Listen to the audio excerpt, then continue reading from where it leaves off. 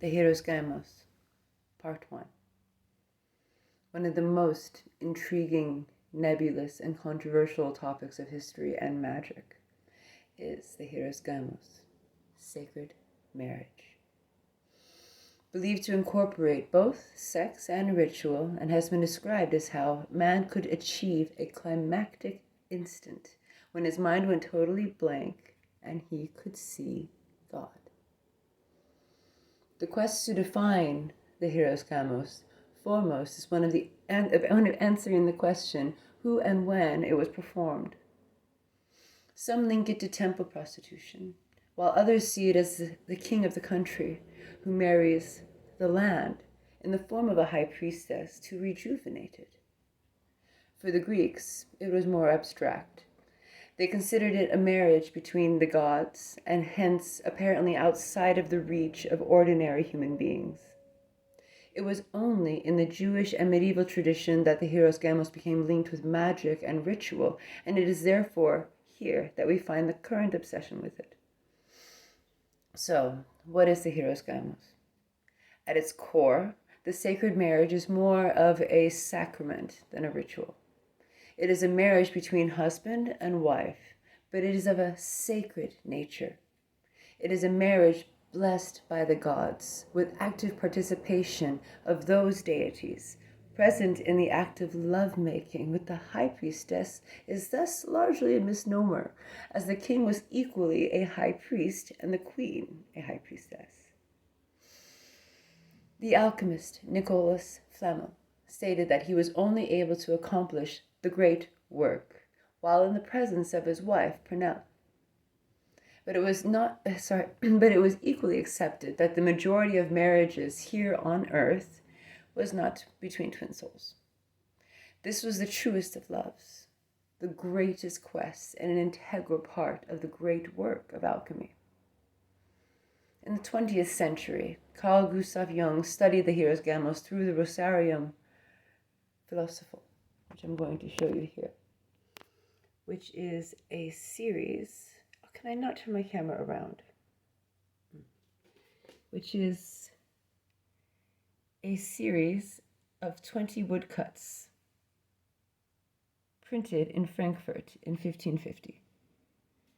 The images have a clear sexual and royal nature. A king and queen are depicted with the sun and the moon, sharing a bed, performing sexual acts as a result of which they become one and are transformed.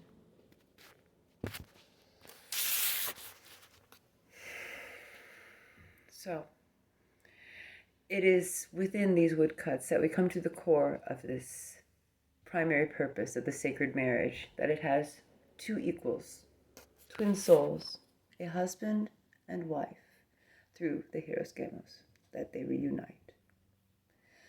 Once the twin souls have found themselves, apart from understanding the true depths of love and kinship they shared throughout their many lifetimes together, the Hieros Gamos would be complete, as God will have personally attended their transcendent sexual activity, in which the human beings, male and female, each get infused by the divine essence of the male and female component of God. In short, the Hieros Gamos, or sacred marriage, was not a marriage of just any human beings, but of twin souls. The concept of twin souls, popularly known as soulmates, is as old as civilization itself. Isis and Osiris were both sister and brother and husband and wife, twins. Rather than seeing this as an incestuous relationship, though, the ancient Egyptians were using this imagery to portray a complex metaphysical framework. The Egyptians, like so many other religions, believed that each human being possessed a soul. That soul was half one unit, which consisted out of one male and one female half. That meant for every human being alive, there was a perfect twin soul. The quest in this lifetime was to find that twin soul and be reunited with it. The most well-known historical example of how sacred marriage has become immortalized in story is between King Solomon and Queen Sheba. The story relates to how the Queen of Sheba traveled from her homeland to meet Solomon to perform the Hieros Gamos with him. The Book of Love relates that ancient traditions stipulate God had both a male and female aspect, El and Asherah. Tradition relates that they desired to experience their great and divine love in a physical form and should share blessedness with the children they would create. Each soul who was formed was perfectly matched, given a twin made from the same essence, and thus the Hieros Gamos was created, the sacred marriage of trust and consciousness that unites the beloveds into flesh. Echoes of the sacred marriage can be found in the Song of Songs, directly linked with Solomon and describing lovemaking. During these encounters, the sexual activity exceeds and is different from a normal orgasm. It is normally more intense, prolonged, and multiple, whereby the orgasm itself is more energetic rather than physical. However, the presence of this divine energy should not be seen as a form of possession. Normally, the human sexual energy is equally present, and the sexual experience is a balance and interplay between both energies. To put it crudely, the Hieros Gamos is a foursome. Two human beings and the male and female counterparts of God operating with and through.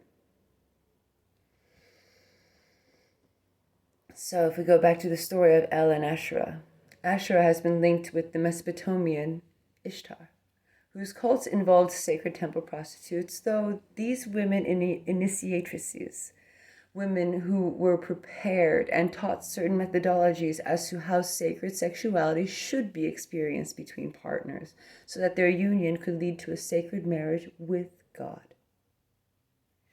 Interestingly, the world's oldest poem, the Epic of Gilgamesh, relates how Gilgamesh discovers the wild man Enkidu and sends him to Shamat, a priestess of Ishtar.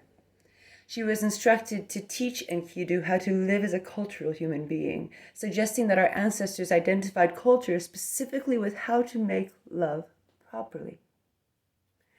The Hieros Gamos way. These examples, and the examples of Solomon and Sheba, make it clear that the quest of the Hieros Gamos is not open to anyone. It is only the bailiwick of twin souls. It is ordained for them. This is why Flammel noted that it was only possible to be performed with Pernilla, his wife. Well, clearly not only his wife, but also his twin soul. It is also not so much ritual, but total union of body, thus accomplishing in the body that what they were at the beginning of time, that which they were at the beginning of time, a unity, the great work. And this union was blessed by the sacrament of the Hieros Gamos, in which God themselves presented the separation of these souls at the beginning of time, reunited and blessed the two lovers. So, even though Tantric Yoga has nothing to do with it, Tantrism does know about this state of perfection in union and has labeled it Samadhi. It is the state where the respective individualities of each of the participants are completely dissolved in the unity of cosmic consciousness. The two units are reunited. For Tantrics, the deities are not El and Asherah, but Shakti and Shiva.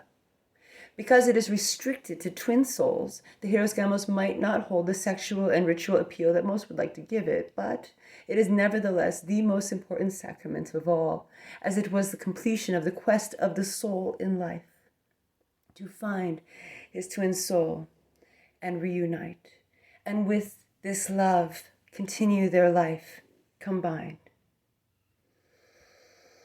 People who have experienced the Hieros Gamos agree that this is a unique experience. One person stated that during the Hieros Gamos, both partners experienced total orgasm, though this was without any physical activity, through no physical connection, as the other partner experienced perfectly the sexual stimulation the other person was sending in the mind. In short, they were not only reading the other's mind, but also interacted with that mind. Utter bliss in heaven feels like this down here and immersed when the two souls have experienced the divine union.